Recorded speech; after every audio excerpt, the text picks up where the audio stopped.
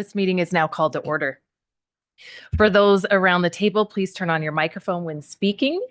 For those participating via Zoom, please state your name when making a comment or asking a question. The MAG public comment process allows member of the public to comment on items that fall under MAG's jurisdiction. If you would like to comment at today's meeting, please complete the request to speak form. MAG staff can assist with any questions you may have. If you are parked in the garage, a validation stamp is available on the information table in the hallway. If you purchased a transit ticket to come to the meeting, please see staff for a ticket. Hearing assisted devices are available for MAG staff. We will now begin the meeting with a roll call of all members. Thank you, Madam Chair and members. I will go down the list of members alphabetically. Please unmute and indicate if you are present. David Barry. Councilmember Butler. Present. Thank you. Councilmember Caputi. Here. Thank you. Jen Daniels. Present. Thank you. Doug DeClusen. Here. Thank you. Councilmember Edwards.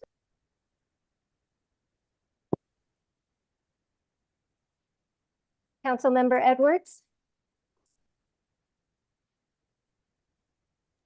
Mayor Gallego. Councilmember Garland. Here. Thank you. Mayor Giles. Here. Thank you. John Graham. Councilmember Haney. Here. Thank you. Councilmember Manfredi. Here. Thank you. Mayor Osborne. Present. Thank you. Tyler Pace. Mayor Peterson. Mayor Pizzillo. Here. Thank you. Mark Reardon. Here. Thank you. Supervisor Sellers. Councilmember Stewart. Here. Thank you. Mayor Wires. Chair Wheatley. Here. Thank you. Councilmember White. Here. Thank you. Mayor Wilson. Here. Thank you. Is there anyone that I missed? John Graham is here. I was muted. Sorry. Thank you, Mr. Graham. Madam Chair, we have quorum. And please join me for the Pledge of Allegiance. I pledge allegiance to the United States of America, to the To the republic for which it stands, one nation, under God, indivisible, with liberty and justice for all. Thank you. Please be seated. Before we begin today's meeting, I just want to acknowledge and congratulate the successful passage of Prop 479. I know we've all been waiting a very long time to say that, and I've very much been looking forward to that day, which is today, to recognize all the efforts on behalf of everyone in this room and many outside this room. Exceptional effort on behalf of MAG, all of the many hours at the legislature and informing and educating our residents and elected officials, those at the legislature that helped us get it to the ballot, and especially the voters that saw the significance in it. And so just so much to be thankful for and to congratulate on that. I'm guessing that's what our candy is. Thank you. Yes, Chair Wheatley. This has now become the third meeting where we've had this whole tradition. We've 479 passed and 486 in Pinal County And for our 486. county members. That was big. Yes. So you got $100,000 bar is the money. It was a lifesaver.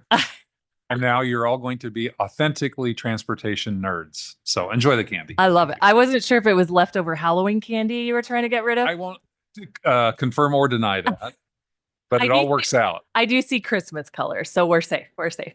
But no, that is exciting for both of those, and just so happy to celebrate that. I also want to acknowledge several members of the TPC committee that today will actually be their last meeting, and tremendous just support and effort on their behalf. We have Maricopa Board of Supervisors Chairman Jack Sellers, who hopes to join us later after his Board of Supervisors meeting. He previously served as the chair and vice chair of the committee. Mesa Mayor John Giles, who also previously served as both chair and vice chair of the committee, Gilbert Mayor Bridget Peterson, council member from Chandler Mark Stewart, and Scottsdale council member Cami Caputi.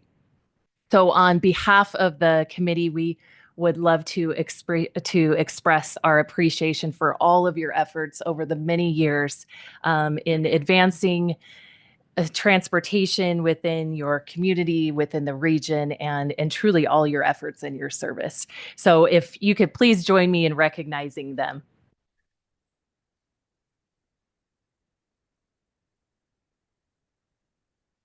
Our next item is call to the audience, and this is the opportunity for the public to comment on items that fall under MAG's jurisdiction that are not on the agenda, informational items or items on the agenda for discussion and not for action. 15 minutes will be provided for the call to the audience unless the chair requests an exception to this limit. I have received one request to speak for call to the audience, and that is Miss Diane Parker. Thank you, Chairwoman Wheatley. And I'm reminded that you're from Queen Creek, which is part of my heart. I was able to 2 Saturdays go to the football game out at the backyard, which is in Gilbert. And I took light rail and a couple of buses. And then after that win, it was fun to go over to Santan Village. And when I was waiting for the bus in the afternoon, it passed me up.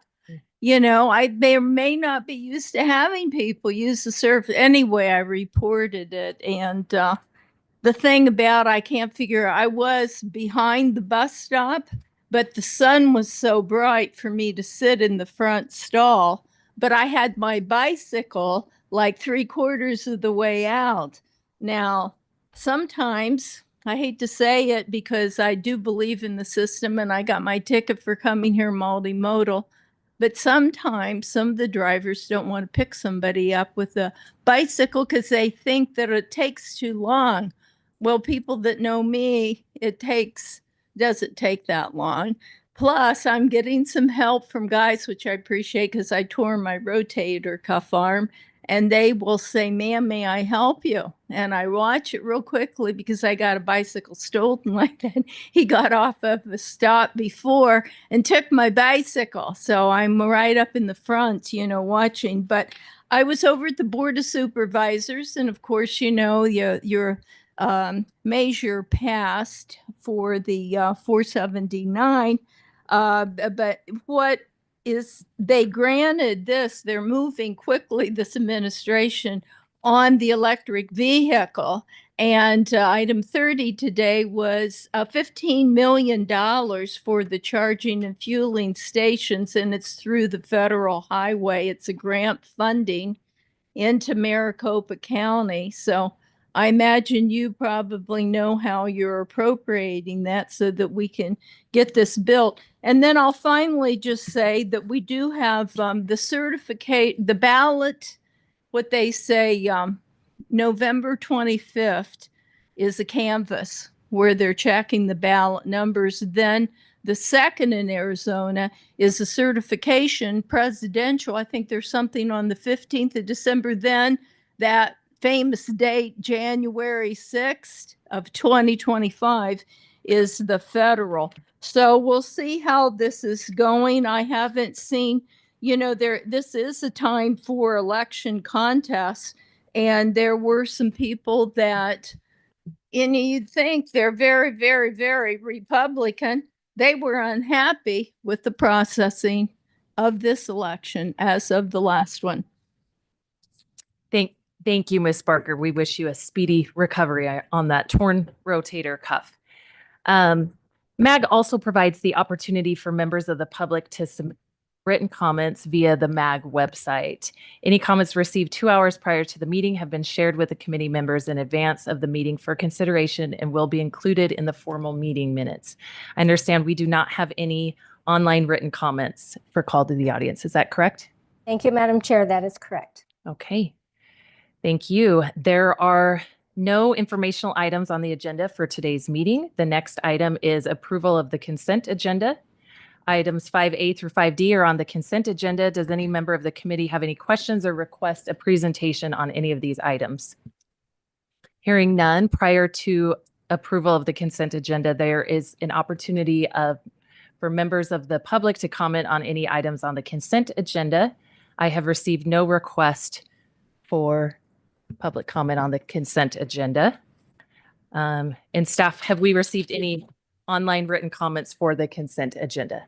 Thank you, Madam Chair. We have not received any online written comments for. Thank you so much. And is there a motion to approve consent items 5A through 5D? I'll make that motion. Thank you. We have a motion by Mayor Orsborn, a second by Mayor Wilson. We will have those participating in the meeting online take part in the voice vote by turning on their cameras and unmuting their videos, their audio. We need to see the faces of everyone to participate in the voice vote. For those who cannot or do not want to turn on their cameras, staff will conduct a roll call vote. Staff will only call on those virtual participants who did not turn on their camera. Members, please leave on your cameras until after the roll call vote so that staff can count the people's names whose cameras are not on. Can I have a voice vote of those in the room and those online? Aye. All those, aye. Aye. And all those opposed? Excellent. Members, please leave your cameras on. Staff, can you take a roll call? It looks like we have everyone. Success. Thank you. Very well done. Thank you, Madam Chair. Actually, I need to call on one member. Jen Daniels, how do you vote? Yes. Thank you. Madam Chair, the motion passes. Excellent. Thank you much. Next is item 6, items proposed to be heard. This item is on the agenda for information and discussion and will be presented by Assistant Executive Director John Bullen. Good morning, Madam Chair, members of the TPC. Thrilled to be here today to talk about a really good news item for the region. Specifically, I wanted to talk about a large federal grant award that we received for one of the projects in our Prop 400 freeway program. Before getting into the specifics of the award, however, I wanted to provide a little bit of background and context. So the current federal surface transportation legislation, known as the Infrastructure Investment and Jobs Act, or IIJA, also known as the Bipartisan Infrastructure Law, or bill, was passed into law back in 2021. This was really important for a couple of reasons. Number one, it significantly increased the amount of funding available. So it increased the amount of funding that's distributed to states and regions from a formula perspective. It also significantly increased the amount of funding available through the federal discretionary grant process. In addition to increasing the funding, it also expanded the number of federal discretionary grant programs for which various entities could apply. So following its passage and with the new opportunities, we brought forth a series of policy discussions to really identify what the region's role should be in trying to secure some of these funds. When we're talking about federal discretionary grants, many times it's a resource intensive effort. So we want to be really strategic about which grants we pursue. We also want to consider what the potential benefit is to the region as we expend these resources. And so we got clear direction that we should really be strategic in the types and kinds of projects that we pursue. With that, I want to talk a little bit about the project at hand. First of all, the image on the map shows the project, which is US 60 Grand Avenue, 35th Avenue in Indian School. As you can see visually, this is quite a complicated intersection itself.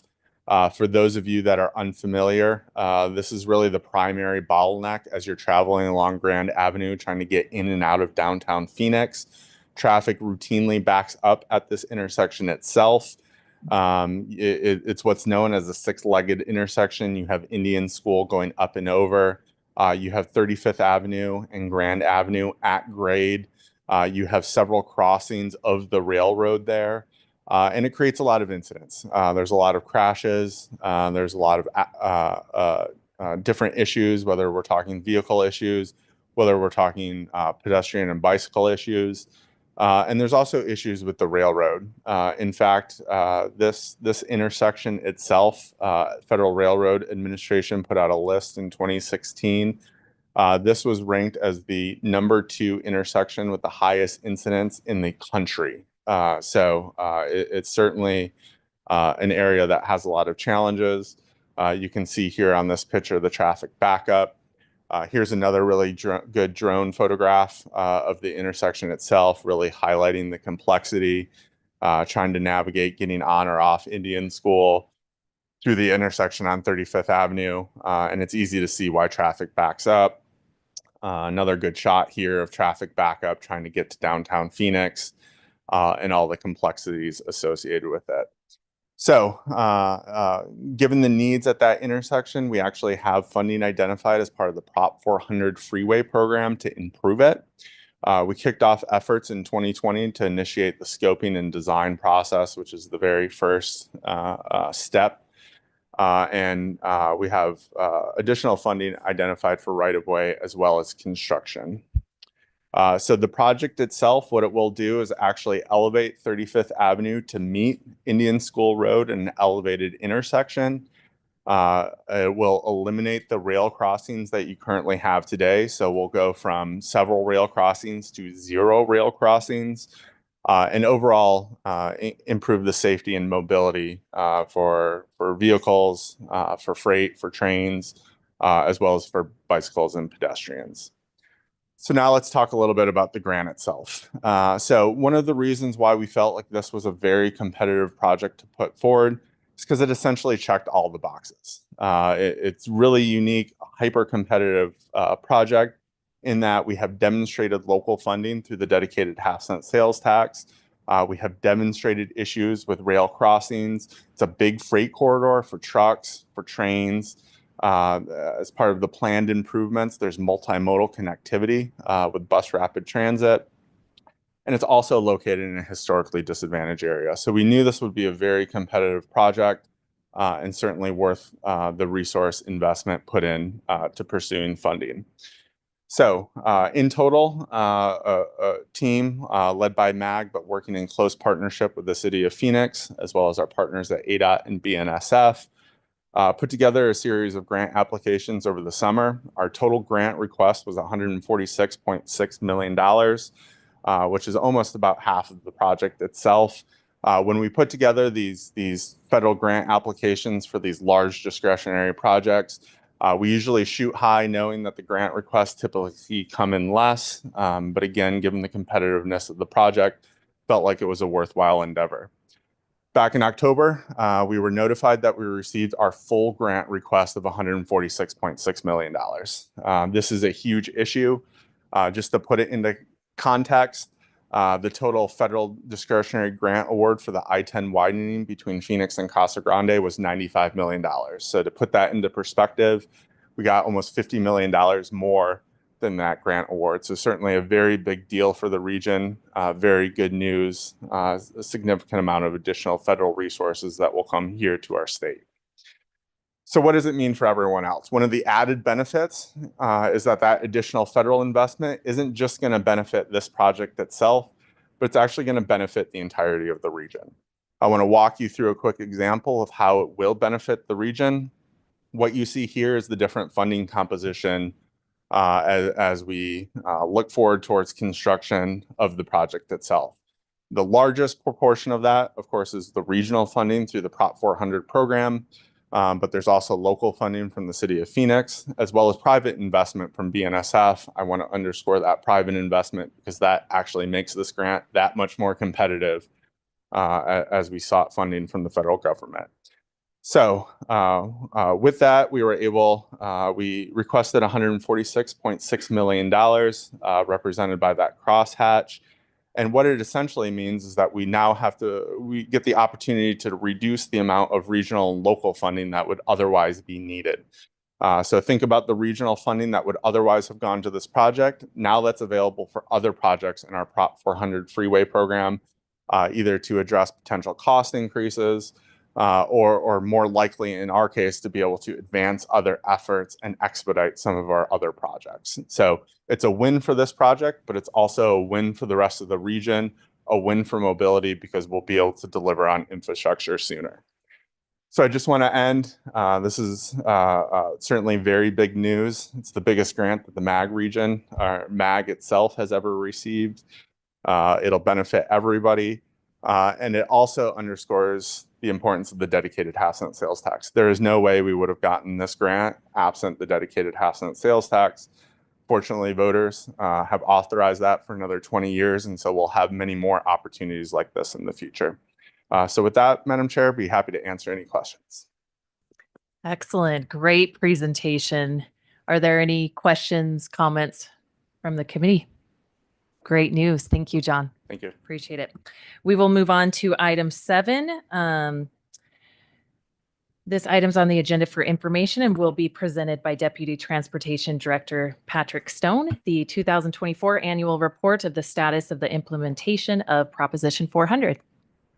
Thank you, Patrick. Thank you, Chair Wheatley, members of TPC. Pleasure to be here to present this item.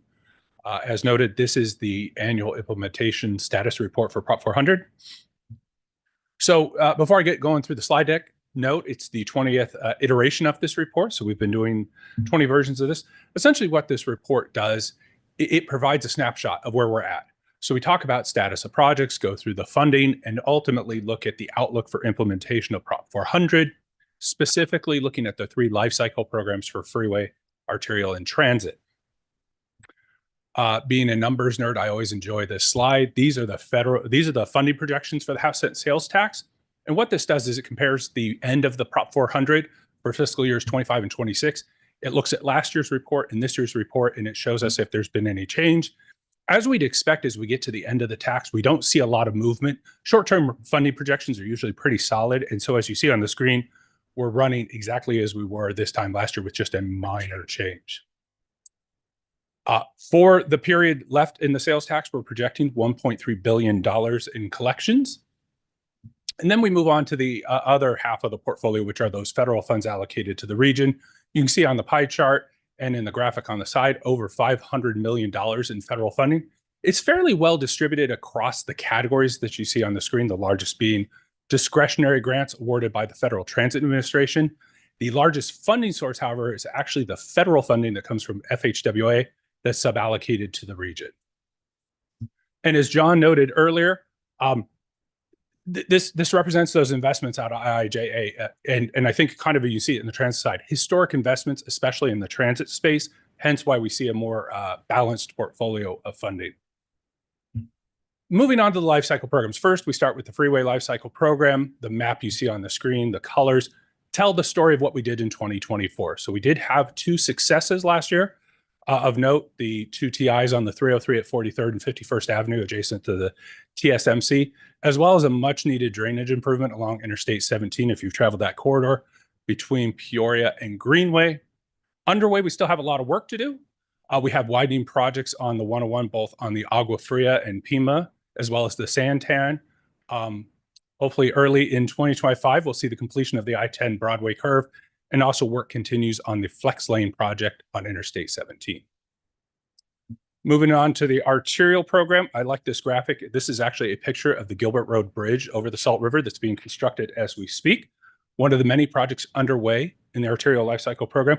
We did have one project completed last year. It was for the city of Chandler on Chandler Heights Road between McQueen and Gilbert. And as you can see on the screen, a couple other major projects still to be done. Of note, Happy Valley Road, City of Phoenix widening Happy Valley between 67th and 35th, and a new roadway segment on El Mirage between Loop 303 and Joe Max up in Peoria. Finally, the transit life cycle program. Split this slide up. We do really have 2 components to the transit program, both bus and rail. So on the bus side, what you see is there was an extension of service on the Route 48 along Rio Salado Parkway between Tempe Marketplace, Mesa Riverview. In addition, the region, as we always do, acquired 199 transit vehicles, both expansion and replacement buses, as well as paratransit vehicles. Moving on to the rail side, as this committee is well aware, a big project that was completed in 2024 was the Northwest Extension Phase 2, taking light rail from 19th Avenue and Dunlap out to the Thelda Williams Transit Center in Phoenix, and then work continues on the South Central Extension down to Baseline. I like this slide because I think it's important to do. We talk about what we've done, what we've got coming up. where have we been? So this is kind of a nice snapshot of all the accomplishments of Prop 400 to date. I think these are staggering whenever I have to do this slide.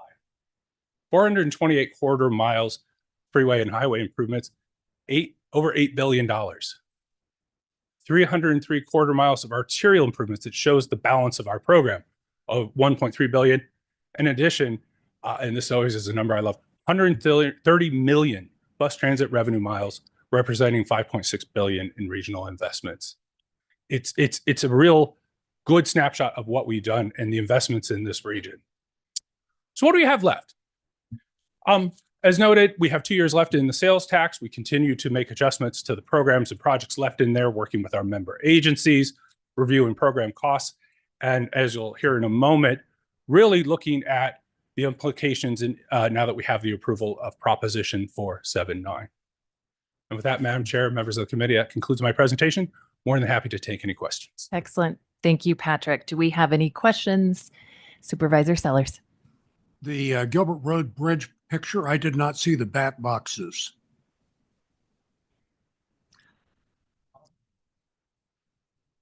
Yeah, when we had a presentation at the Roads and Streets Conference, they pointed out that they had to do bat boxes in the bridge to accommodate the bat population in that area. Yeah, I think, and it's a good point though, but we do see those environmental factors. And so things like, I'd never known they did bat boxes under bridges, but they have them along I-17 as well. So, you know, provides a nice, I guess bats don't mind the freeway traffic. But yeah, obviously an overhead view here, so you can't see the bat houses. Appreciate that. Thank you. Any other questions or comments? Any online? It's quite remarkable when you look at that map, the significance of Prop 400. And, you know, when we were trying to get this on the ballot, recognizing with our legislatures truly the excellent management that Prop 400 has been under, and the incredibly public, transparent process that is offered here. And so it's absolutely remarkable, the dollars, the lane miles, everything. So will we receive one more annual report, the closeout of next year, or is this the final? Madam Chair, members of TPC, I think you'll actually see a few reports. So one thing to always note, while the tax ends on December 31st, 2025, the projects don't. So we'll obviously still have some projects that are underway. So I can see some version of this report to provide a status on those projects. Even past the collection. Thank you for that clarification. And this is also fulfilling a statutory requirement to have these annual reports. So this in sitting here and having this receiving this report today, you're actually fulfilling state law. So thank you and congratulations for that. Excellent. Excellent. Thank you, Patrick. We will move on to the update of Regional Strategic Transportation Infrastructure Investment Plan implementation activities. This item is on the agenda for information and discussion and will be presented by John Boulin. Thank you, Madam Chair. This is a presentation I've been waiting 5 or 6 years to give, but I finally get to give it. So here today, really our first big presentation following voter approval of Proposition 479.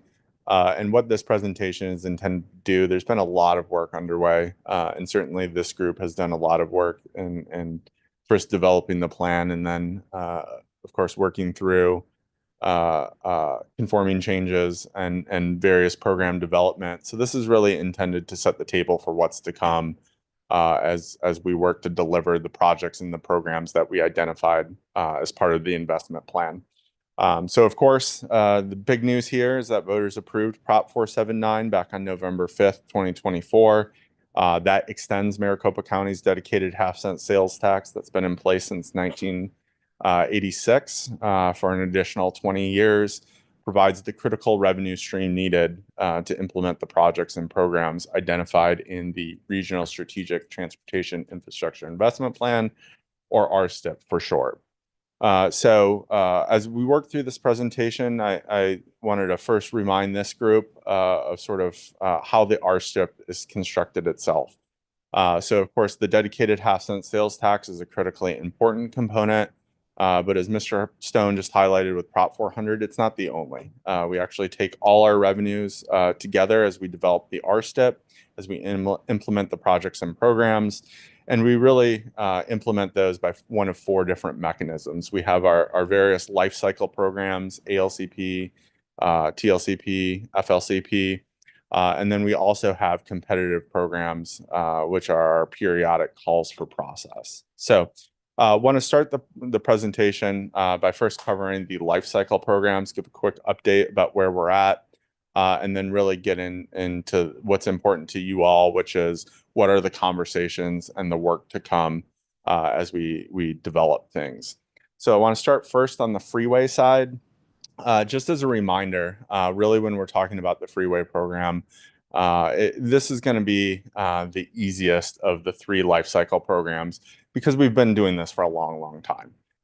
So it's a joint partnership between MAG and ADOT. We take into account the half-cent sales tax as well as those other revenues available. And ultimately, we'll deliver those projects that we identified as part of the RSTIP itself.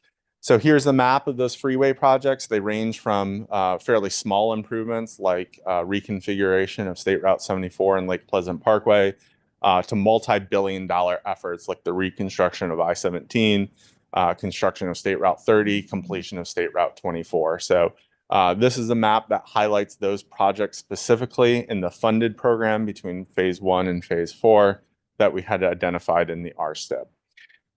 Fortunately, the freeway program, we're in really good shape to be able to relatively quickly deliver on some of the commitments that voters approved through the extension of the half-cent sales tax. So there's been a number of actions that have previously been taken to initiate development work, whether that's final design that's well underway for 303 and I-17, as well as completion of 303. Those are critically important projects for all the growth that's occurring up there.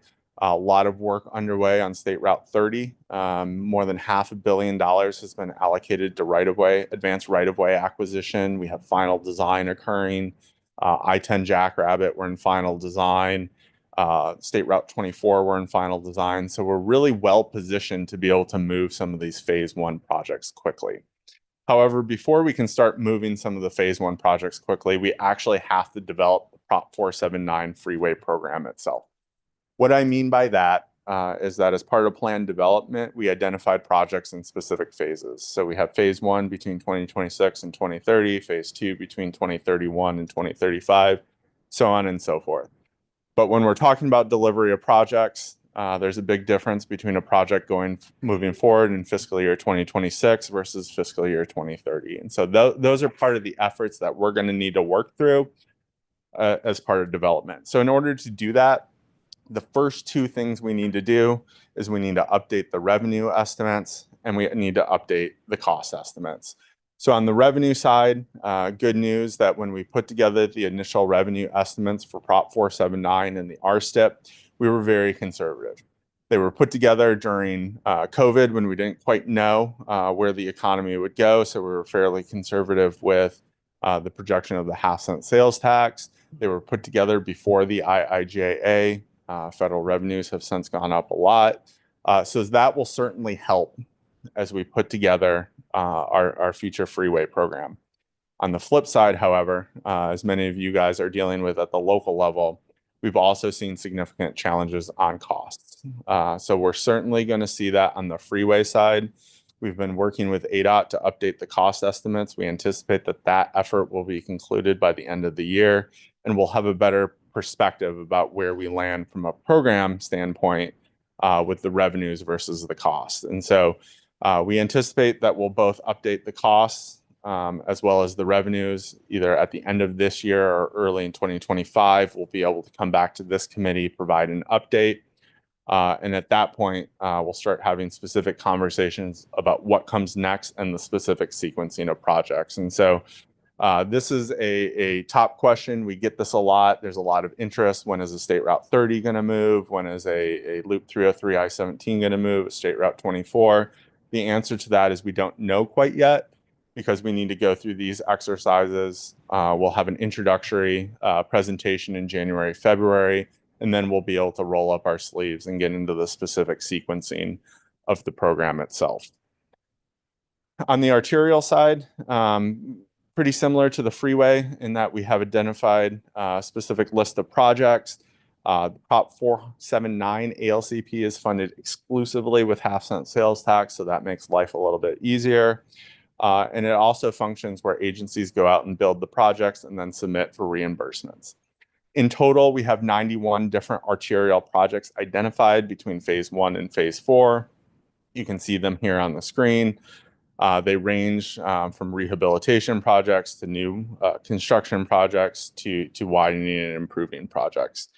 So what do we need to do on the ALCP side? Well, the ALCP is a little different than the freeway program in that it functions as a reimbursement. So rather than diving straight into project sequencing, we first need to develop the policies. And that's because the policies guide a lot of really important elements, such as how we inflate reimbursements, what the project change process looks like. And so we need the foundational items put into place before we can get into specific project sequencing.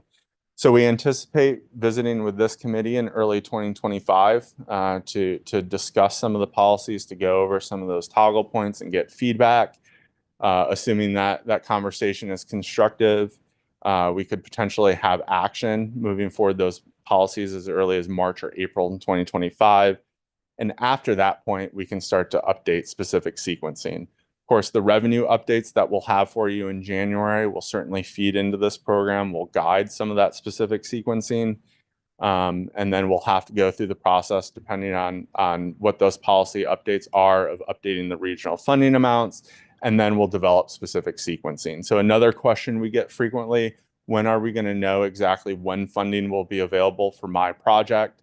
It is unlikely we will have the answer to that question until sometime next summer at the earliest. However, we've done a lot of work already. Member agency staff has been extremely engaged. There's been a number of meetings. We'll move quickly, but just by virtue of the process, we probably will not have answers to those questions until summer of 2025. Next on the transit side, as we've noted, certainly as we noted back in our presentation in February, with the transit program, this is where the biggest shifts are occurring between Prop 400 and Prop 479. We've taken a completely new approach to it. It provides funding for not just capital like our other life cycle programs, but it also provides funding for service, which just adds additional complexity.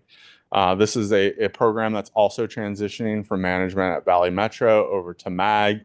And so that just introduces additional considerations as we work with the Valley Metro and their board to figure out sort of what the sequencing of actions are and how the program itself will function. Here's a quick overview. I won't get into specifics, but I think this chart does a good job of really illustrating the complexity of the transit program itself. Work has been underway to start to develop elements in close coordination with Valley Metro and member agency staff since this summer. We'll continue that work.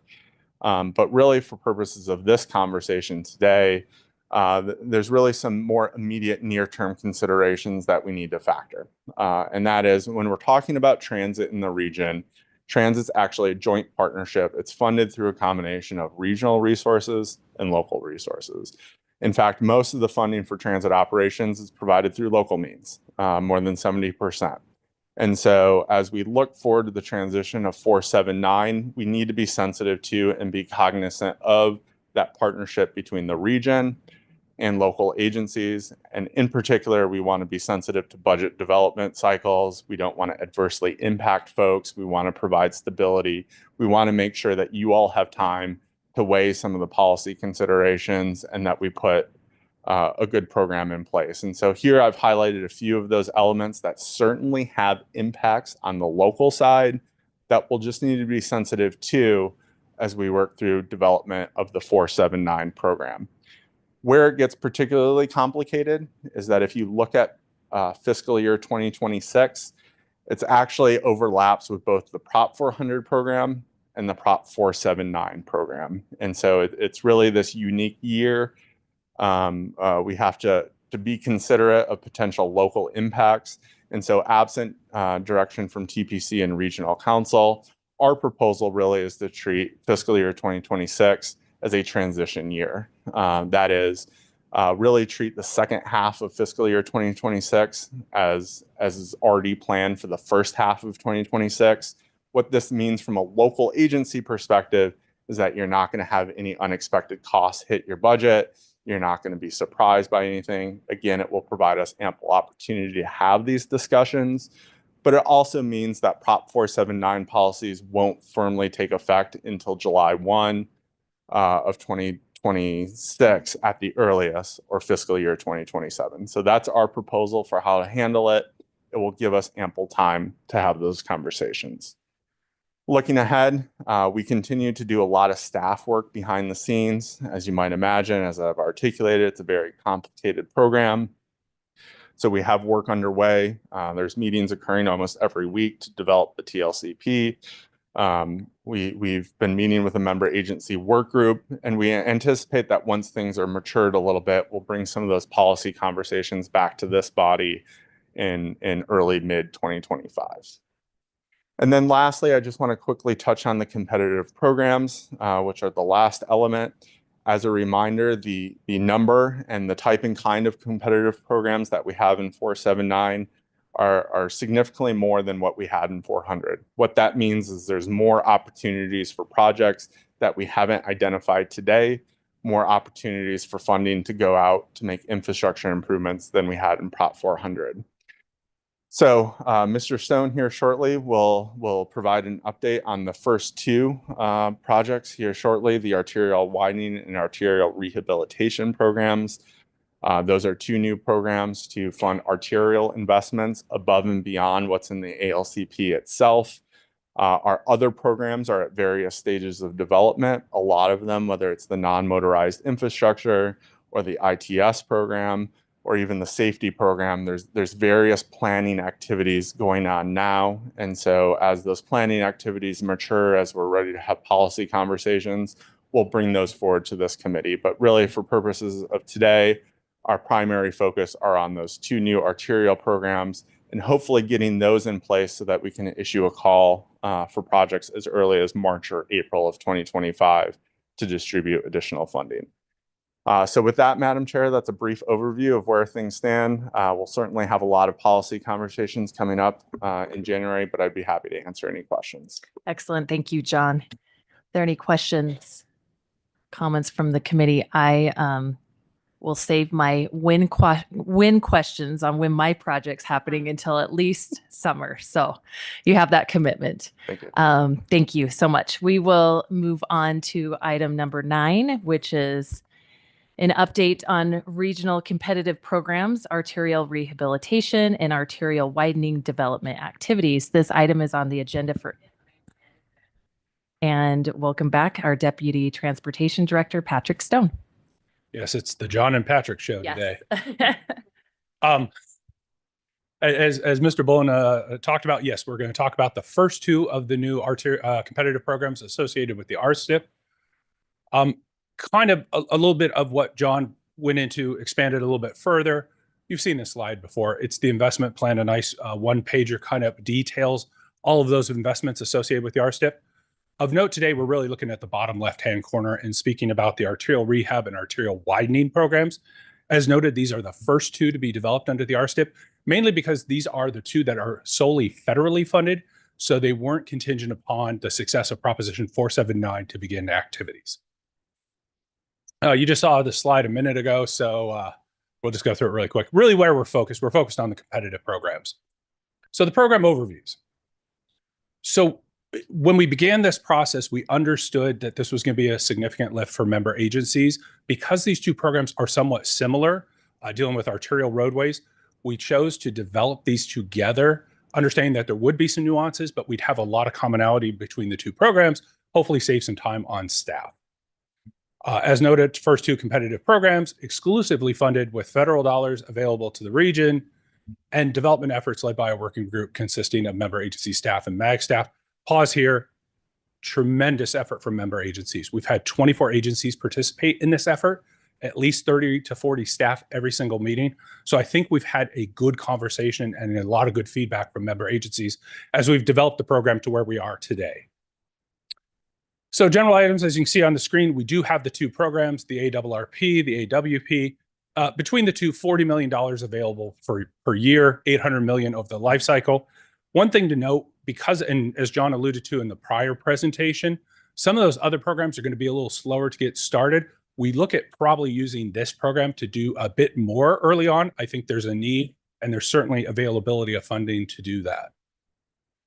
As John noted, we're looking at early 2025 to do the call for projects, looking to program 3 years of funding, fiscal years 26, 27, and 28. And working with the committee, we've determined the MAG Street Committee would be the technical committee to review. So when we do a project application process, we do a technical review at one of our committees, and the street committee made the most sense. Additional general items. So when we look at these projects, there's a whole life cycle to doing an arterial project involving pre-design scoping, design, right-of-way and utilities, and construction. It's really the 4 facets of project development. So what we've chosen and what the working group has come to consensus on, previously we usually just funded construction. We said that's the region's commitment, we'll do construction. There was a lot of appetite and interest in allowing all phases of project development to be included for funding, and so we're moving that direction. But we still have items to decide. Part of the questions in front of the committee today. So as we go through this list, we have an issue and a MAG staff recommendation. First being, what's the funding match? How much is the regional commitment? How much are we asking of our member agencies to participate in the projects?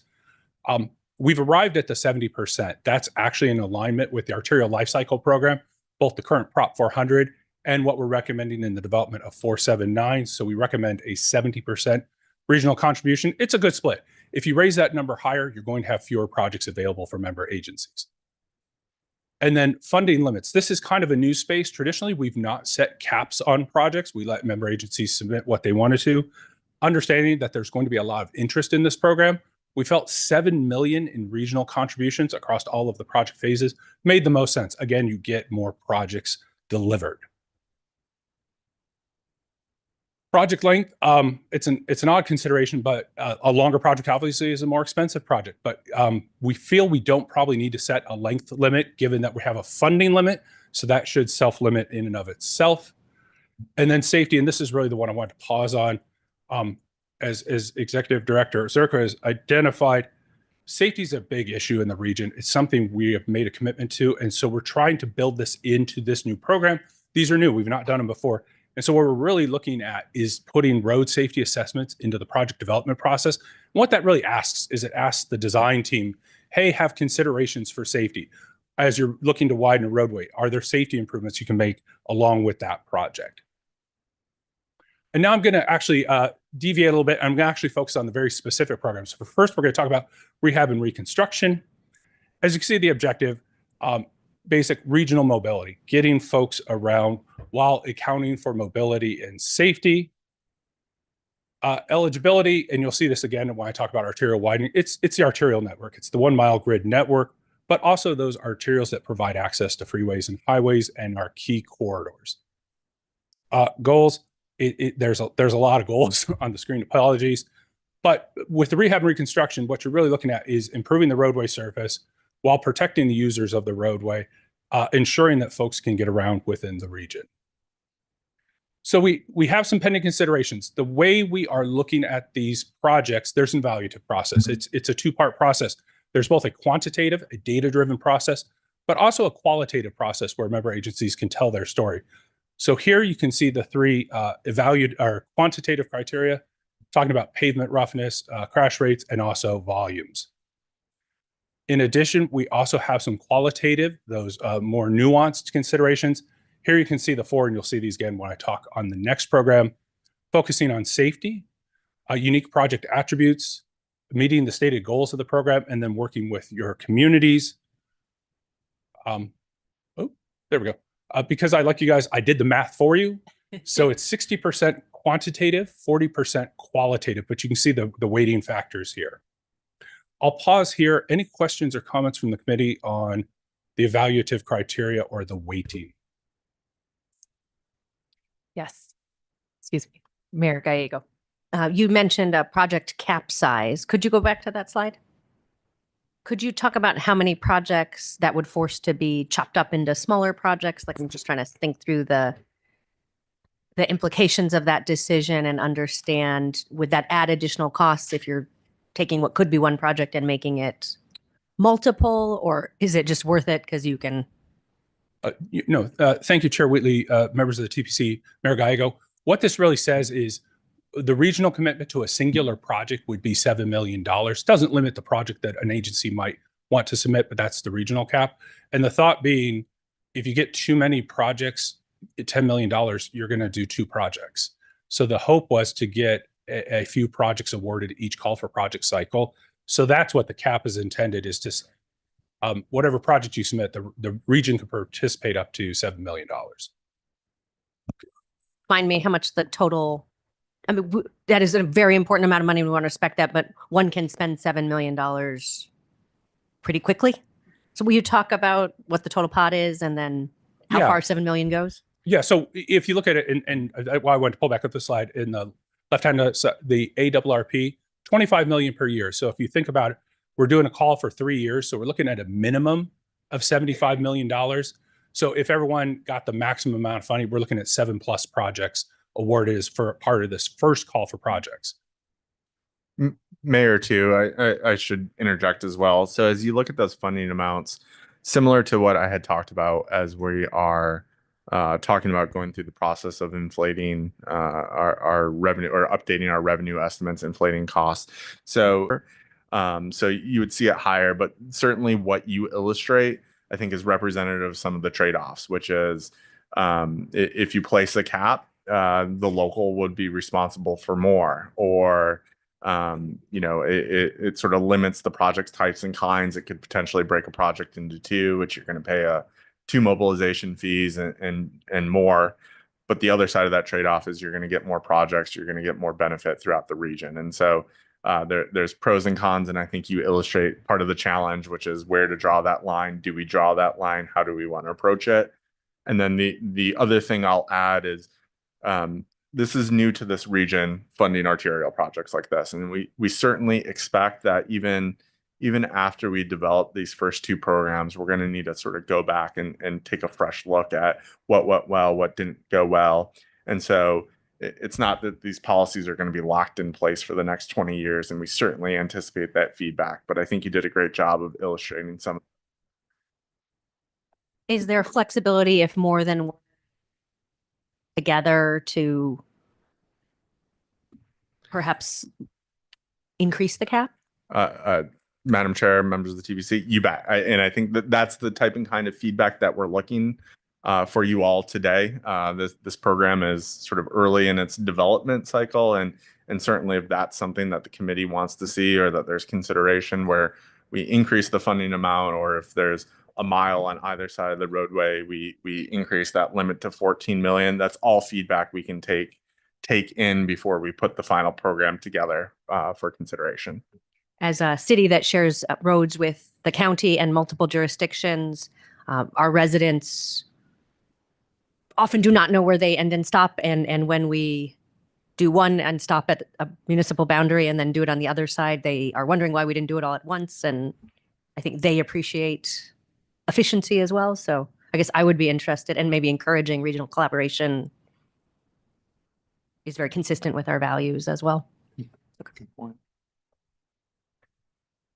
Mayor, could I just ask also, are you concerned that someone might say at 35th and Indian School, split it into 2 projects? So we'll do Indian School west of 35th as one submittal and east of 35th as a second, and you don't want that to happen? Or are you getting that far into that question? It Just to seems like clarify. many of the areas where we need projects, I don't want to be disrespectful of $7 million, but on a large arterial, it will go fairly quickly. And so we will get a lot of small projects.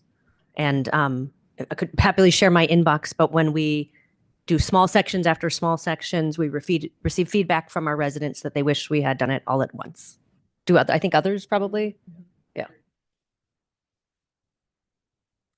Yeah, and jump ahead a little bit. We are going to reconvene the working groups after these conversations we had last week with Management Committee and today with TPC. That's the feedback is, what about multi-jurisdictional projects? What about, hey, if you have this, would it make sense to pivot? So certainly good points. Exactly what we wanted.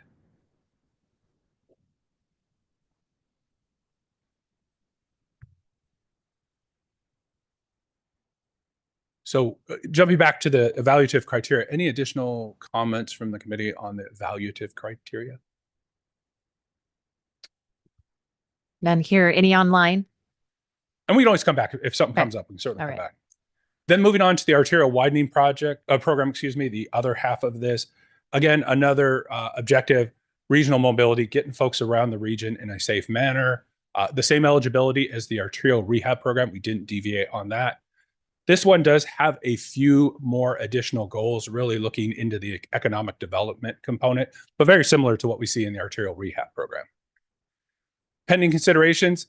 So we have the big one here, which is we do have the two evaluative criteria. Because of the types of projects that these are, we do have 5 quantitative considerations.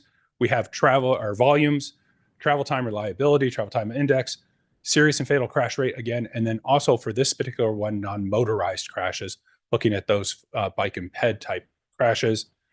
And then we also have a qualitative. It is the same 4 factors. In this case, it represents they're equally weighted. And doing the calculations for this particular program right now, we have it sitting at 75% for the quantitative and 25% for the qualitative. And again, I'll pause for any comments or feedback on the evaluation criteria. So I'll just jump in right here and just want to say, I know we're all excited about the opportunities that Prop 475 presents us with, and appreciate all of MAG's work in getting this implementation started and really just laying the foundation for these 2 new programs. So we know as the region continues to grow, the important communities have options to apply for these additional arterial funding for roads of regional significance to meet all the goals of the program. So I just wanted to jump in real quick and offer my perspective on the arterial widening program that speaks specifically to the regional transportation plan's goals: mobility, prosperity, responsiveness, including growth as well as safety. So for all of those reasons, I would like to ask us to re-examine the percentage split on this one, to place an increased percentage for the qualitative data from 25% to be more aligned with the rehabilitation program, which is the 60-40. I also understand it was the management committee that their sentiment was to have parity between the 2 programs to recognize specifically the impacts of economic development and what that brings for these programs. And we know economic development doesn't always translate into hard data points, but want to place, and we don't necessarily want to place a significant amount of weight on one goal over another in our transportation area. So I just wanted to add that in there. I don't know if there's any other comments from the committee. Yeah, I think we would echo the same. The growing communities are, we're not rehabbing old arterial roads. We are struggling to keep up with improving, widening arterial roads. So I think having that parity between these 2 programs and making sure that that it is as cost effective as it can be for the growing communities to acquire projects and then provide that funding match. And I think that's it. The key is the parity and the funding matches moving forward. Thank you for bringing that up. Thank you, Chair Wheatley, Mayor Orsborn. That's the intent, was to get the feedback from the committee. As noted by the chair, we did get that feedback from management committee as well. And so the intent is in early December, and I'll have it on another slide, we'll be going back to the working group, taking back all of the thoughts that we've heard and starting to encapsulate those back into some policy development. Excellent. I appreciate that. So anyhow, to that point, moving on, next steps, you can kind of see in the gray where we've come from. Started the working group meetings over the summer, having these policy committee updates today and last week. And the intent is to go back to the working group. We're intending at least 1 meeting in December. I'm hoping to maybe get into understanding holiday schedules. But the intent is to go back to the working group, assimilate these comments, get them into a policy update, and then come back in front of the policy committees early in 2025 with a draft policy for, again, another update and getting committee feedback, make sure we're on the right path, and then targeting final policy update again in this early 2025 springtime. And then right behind policy adoption, we will be going out for the first call for projects. And with that, Madam Chair, members of the TPC, that concludes my presentation, and I'll take any additional comments. Thank you, Patrick. Any additional questions from the committee? Yes, Mayor Giles. I agree that the management committee probably needs to have an additional conversation about the numbers with regard to quantitative and qualitative. And I think this was great feedback, particularly from the growing communities. But I'm looking forward to getting management's thoughts on it. Maybe something between 60 and 70. You know, it would be a good compromise for growing communities and communities that spend a lot of time and energy on rehabbing and existing facilities. So I think both perspectives are valuable, and there's probably room for a compromise there. Thank you. Thank you. Thank you, Patrick. And that brings us to our legislative update. I think we do have some updates this meeting, and I'll turn it over to our government relations project manager, Samantha Kaluk. Is she here? Samantha's here, but we don't have Oh, the you don't have. legislative updates. Fortunately, the legislature's not been meeting. That'll Yep. be the next time we'll have something. I would just point out to you, in front of you, we put a document. I'm just ask Audra, Colin Audible here, to come up for just a second and describe for you this. It relates to very important information that's coming up on ozone. We've talked a lot about that at our our other policy committees. But we wanted you to have some information because we understand that the designation of our region is imminent. So Audra, thank you for being flexible and responding to the audible call here. Thank you. Chair Wheatley. I should have said members- Omaha, Omaha. I guess that's the audible signal. I'm always good for Okay, a good. football reference, so thank you. Chair Wheatley and members of Transportation Policy Committee, in front of you today is some material that we have been put together as Ed alluded to, as we look to a future horizon of the EPA changing our classification to serious non-attainment for ozone. These are resources that we hope will be valuable to you as you have discussions not only with economic development interests in mind, but also if you head back to Washington, D.C., on the first page, you'll see our three-pronged approach as we look forward to our ozone non-attainment strategy. Certainly, our first priority is turning off the sanctions clocks associated with the failure to submit a moderate area plan. We are on target to do so. We'll be bringing back through policy committee in early of next year, probably March or April, those final elements of the moderate area plan for recommended approval and then approval by regional council. That would be submitted to EPA, and we'll turn off the sanctions clocks associated with offsets as well as federal formula funding for our highway system. We continue to prepare at the same time our serious area plan for ozone non-attainment. You'll see that in that middle section. And then on the final section of purple, if you will, our continued engagement with EPA and request for new science to better understand why emissions in this region that continue to be lowered year over year are no longer having the same effect in lowering ozone. And in fact, in the last 5 years, we're seeing an increase in ozone accordingly. You'll see the timeline associated with these activities at the bottom. On the second page, not all of us are as fluent in ozone non-attainment as our environmental director, Matt Poppin. And so we always want to provide you those final details associated with just some of the facts associated with ozone, not only its formation, certainly what the EPA has designated in terms of a standard for ozone, and then where we have been in terms of meeting that standard or being over it. So just a couple extra facts associated with our ozone non-attainment situation. Hopefully this is a resource for you. And why this is critical now, particularly, is we are currently, we know that we are moving from a moderate area to a serious area designation. That designation will come to us from the EPA sometime before February 3rd.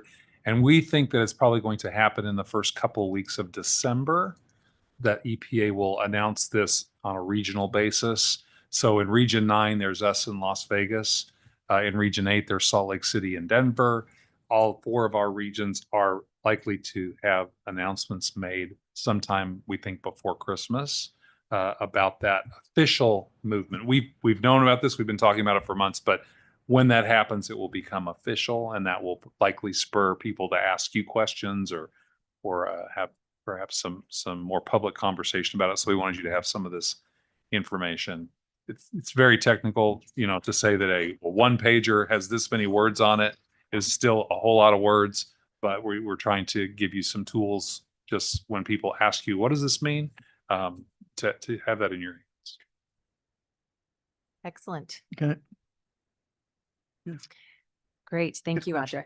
Oh, we do have a question. Mayor Pizzolo. Just a question, with all the rules, and I know we've been working, hopefully as a group, to try to lighten up us on a little bit, because a lot of it's out of our control.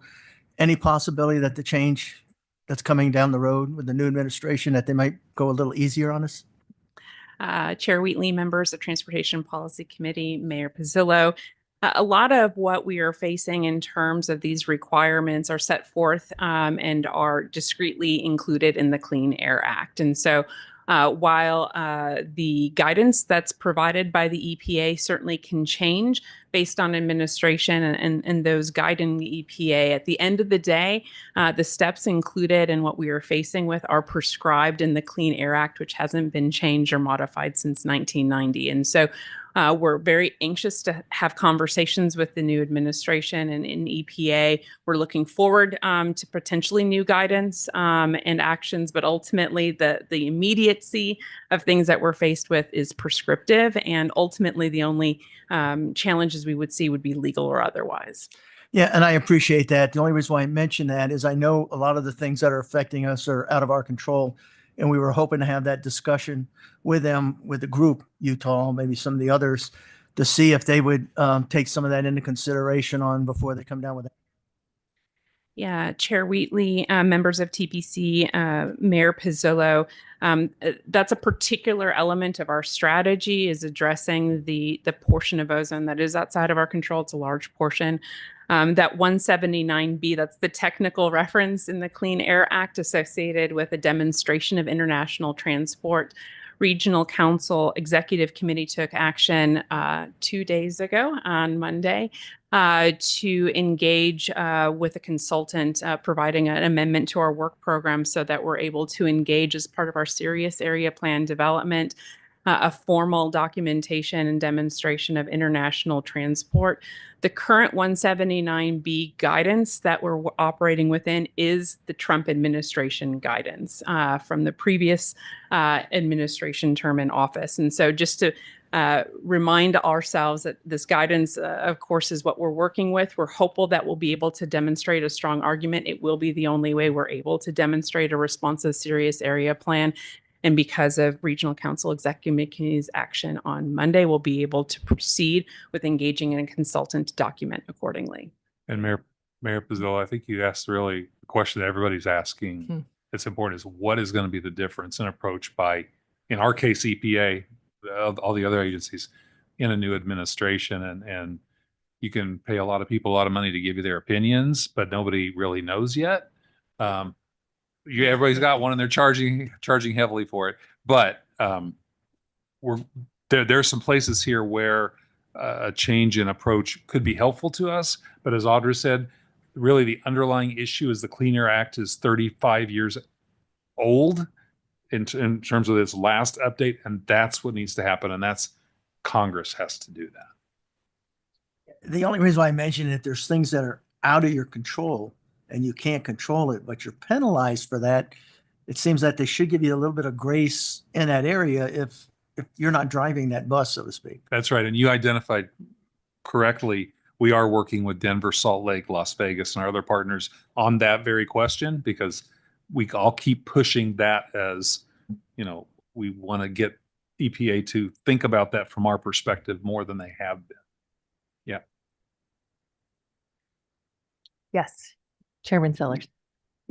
Yeah, and I, excuse me, I will just mention that MAG and Maricopa County and others and our 2 U.S. senators have been working very diligently to try to address some of these issues, because even though a lot of it is longer term, we have some immediate issues about getting credits for the phenomenal expansion we have going on today. All right, hearing none. Mayor Wheatley. Audra, yes, we do have one on.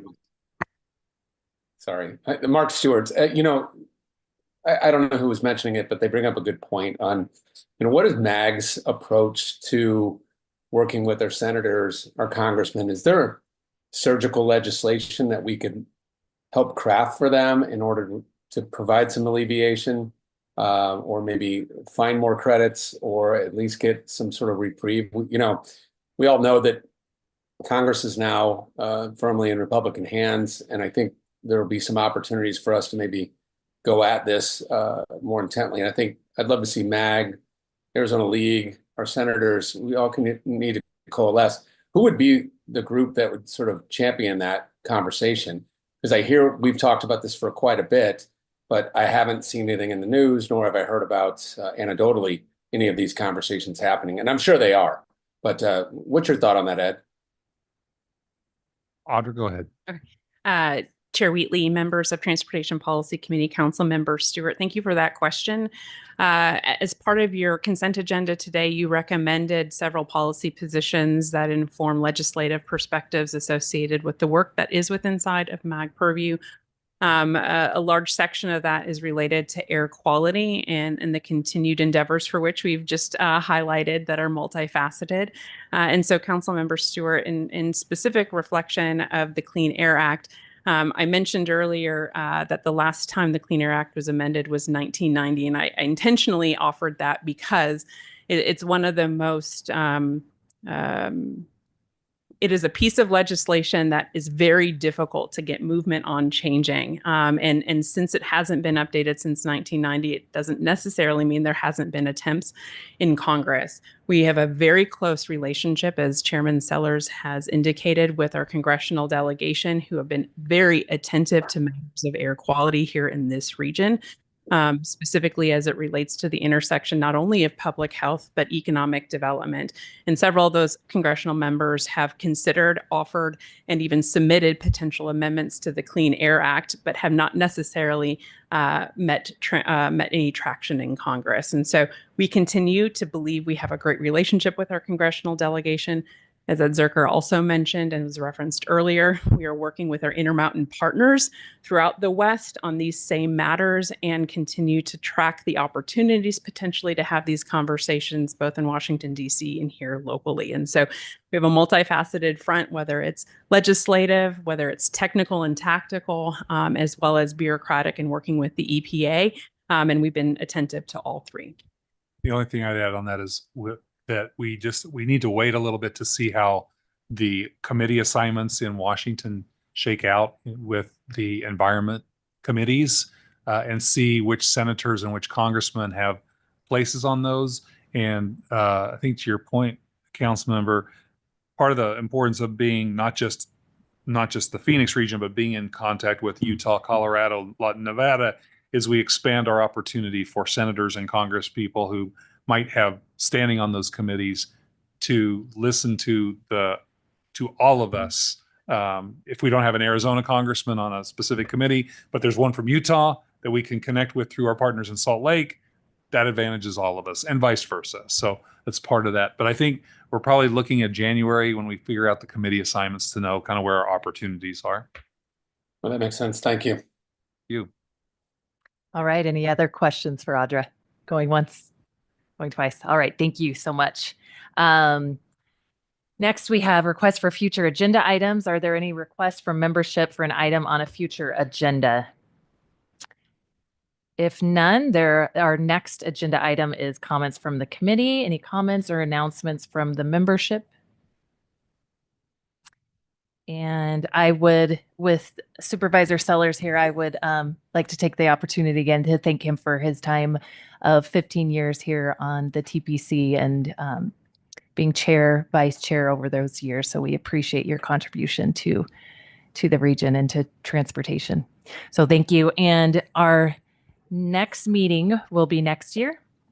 And that will be Wednesday, January 15th at 2025 at 11:30 a.m. With no further business, today's meeting is adjourned. Thank you.